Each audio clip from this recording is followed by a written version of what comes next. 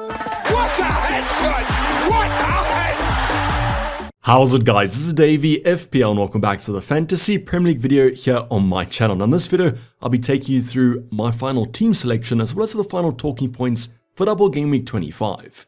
It's a little bit of a weird video. I never usually do Friday uploads or deadline uploads, but as you guys know, it's Valentine's Day today, or as FPL managers like to call it, Friday.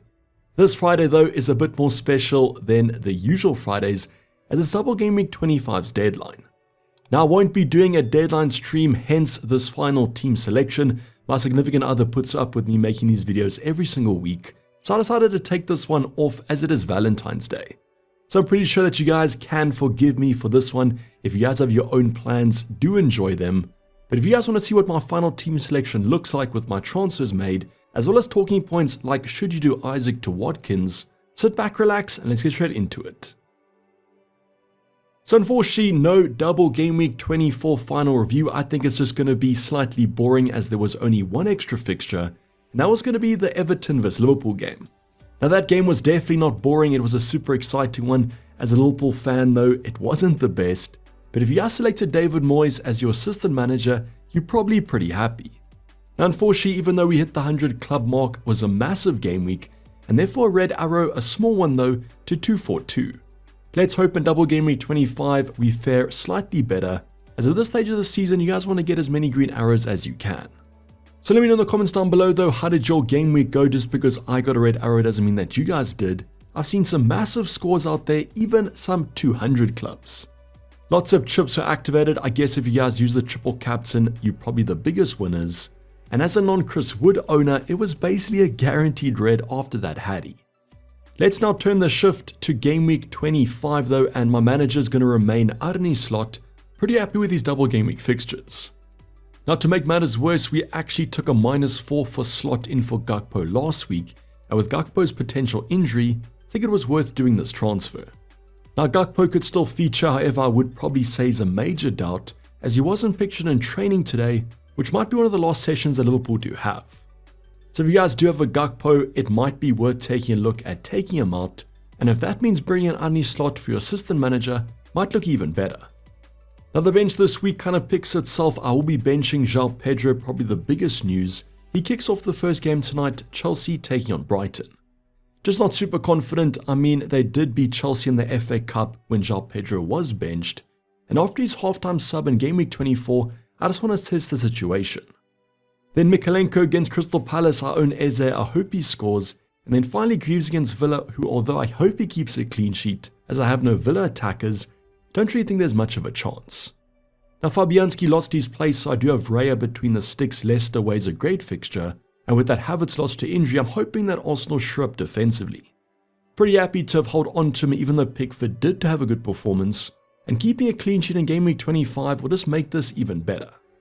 Now Trent has a chance against Wolves. I am slightly concerned though. I thought that Connor Bradley would have played the majority of the Everton game, but with that early yellow card he was actually subbed before the 60th minute mark. So I think if Trent got maybe the last 10 minutes I would have been more confident, but now that Connor Bradley theoretically got a rest, he could even start the Wolves game. But still not worth taking out Trent before a double, even if he doesn't start one game, perfectly fine just keeping him. Then the second defender is going to be Gabriel against Leicester. If the double up with the clean sheet ever does come good, probably going to be against Leicester. Also has some attacking threats, so let's hope it's going to be in this fixture. And then also defense could turn into slightly more of a differential as the ownership drops down. Then the final option, Munoz Everton at home is a great fixture. Even though they played well against Liverpool, they didn't put up the most XG, and obviously Munoz offers that massive attacking threat. So I won't lie, our back line does look pretty strong. We made even better if Trent starts the Wolves fixture. Definitely the better out of those two. Then our midfield department, no questions, it's Mo Salah as our captain. Just in great form at the moment, even though Liverpool did draw in the week. I'm just hoping his effective ownership is below 200%, so I don't hope that he blanks. But kind of a no-brainer, you could I guess go for an Ollie Watkins or Rodgers, but why would you with the form that Salah's in, unless you guys want to be mega differential. Then Cole Palmer kicks off tonight. We could get some early team sheet news, but pretty confident that Cole Palmer does start this one. And after Brighton conceded 7 to Nottingham Forest, let's see how Chelsea fare. There might be a reaction though from Brighton. They might kind of shore up shop a little bit in terms of the defense, but I can still see Chelsea scoring. Hopefully you can see Brentford also scoring against West Ham. They have improved under the new manager, and Brentford away from home, their numbers aren't fantastic. Let's hope though that Mbeumo does get something, as I hope that he did in Game Week 24, as those good fixtures are slowly kind of drying out. Then our new transfer in Semenyo, I brought him in for Enzo at the exact funds, and that's why you guys can see 0 transfers and 0.0 in the bank. Now if you guys can't afford this move, you guys can also go for Dango. I'll speak about him shortly. Otherwise, Rodgers I think is still at the same price point. Just opted for Semenyo as mentioned before, just slightly the better long-term pick, although I do fancy Rodgers this week. Then the final player, Eze, big news just dropped that he is going to be fit for Game Week 25. And against Everton, after that kind of very tough Liverpool game, I'm hoping they're a bit leggy. Eze, as you guys know, is just an absolute baller. I hope he gets something here though, as he is basically my only differential. Then up front, we've got Isak against Man City. We'll be talking shortly about should you do Isak to Watkins with that double game week. But if I do keep Isak, I think Man City are going to concede here. If you guys saw the ultimate guide, the projected goals for Newcastle over 1, and I think the odds are being too favourable to Man City, to be honest. So perfectly fine if I do keep Isak. I think it's an okay fixture, but Watkins definitely has the edge with that double game week. Then finally, Visa, like Mbeumo, I just hope that Brentford score a few goals, has 2 good fixtures upcoming, and I just hope he performs in them.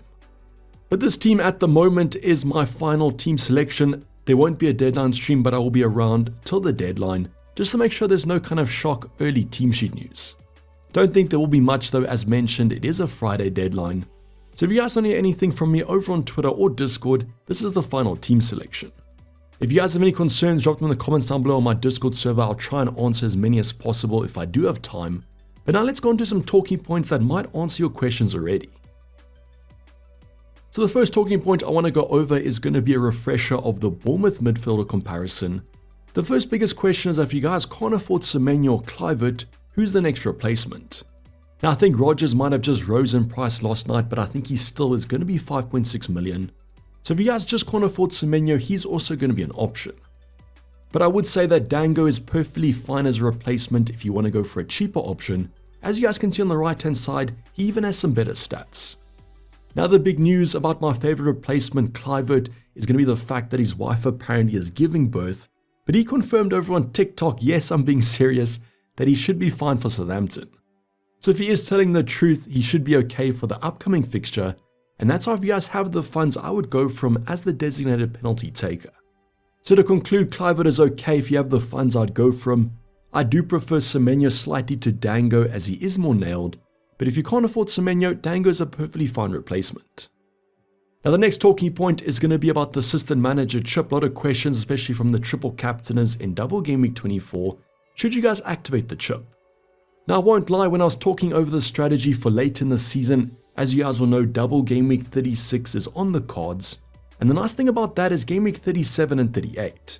So generally at the end of the season, there are some teams on the beach. You might have some relegation battles going on with some theoretically tougher fixtures against on the beach teams, which could give you guys a chance for those kind of positional bonuses. Now that is a risky strategy, so I would say the more conservative approach is to activate it this week. And the 2 options are going to be the double game week managers, Slot as well as Emre. So a slightly concerning fact about Aston Villa is they try to postpone the Liverpool game as they have so many fixtures in the next few days. So it might not be the best kind of situation for a manager at the moment with all these fixtures, but I still would back Emre this week with Ipswich at home and then Liverpool at home. So that Liverpool game, you are kind of getting that positional bonus if they do get a draw or a win. The only downside is they won't get it against Chelsea next week unless there is some shift in the table. So therefore, I think if you guys have a free slot, no pun intended, as well as enough funds, I probably would go for the Liverpool manager. Wolves and Aston Villa are 2 pretty good fixtures. I think with both of them though, that you're probably going to be taking them out next week anyways, as there isn't much ground to be gained in those. And that's something that's perfectly fine going for Emre and hoping they do something against Liverpool.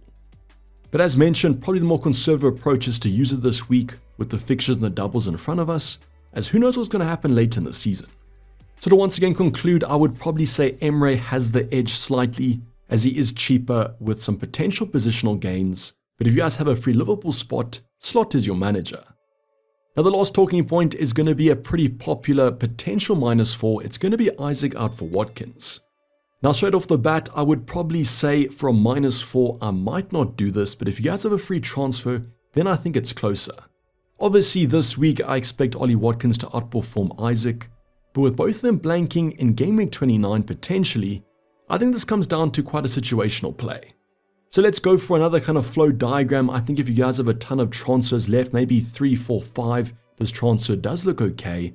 But if you guys don't have many, maybe 1 or 2, I think that you should probably be conservative and just keep Isak. I do consider this to be a luxury move unless you guys want to captain Ollie Watkins, which you probably won't. And therefore I'm fine with doing it if your team is in a good situation, but otherwise I'd probably just hold. Now the news just dropped that Emre said that Ollie Watkins is trained and will be in the squad. So worst case he's going to be on the bench, but you probably want him for that Ipswich game.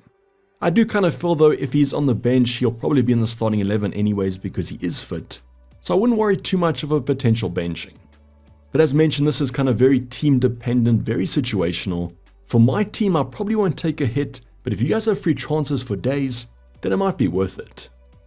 These are the kind of 3 talking points I thought I had the most questions on. Hopefully I covered yours in this talking point.